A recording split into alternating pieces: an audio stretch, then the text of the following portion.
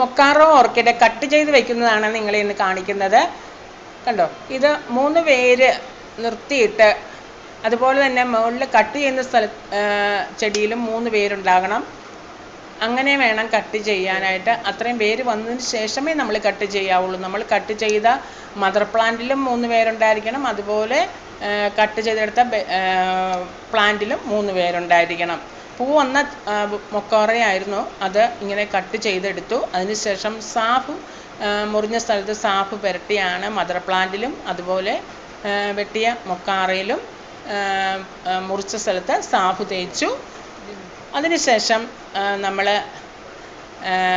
അത് ചട്ടിയിൽ ഒരു PVC പൈപ്പിൻ്റെ സപ്പോർട്ടോടുകൂടി വെച്ചു. കണ്ടോ, ഇത്രയേ ഉള്ളൂ. കെട്ടിയങ്ങ് വെച്ച് കൊടുത്താൽ മാത്രം മതി. കണ്ടോ, അതവിടെ നിന്ന് വളർന്ന് വലുതായി പൂവുണ്ടായിക്കോളും. ഇപ്പോൾ ഓൾറെഡി പൂവുണ്ട്. Okay, bye by.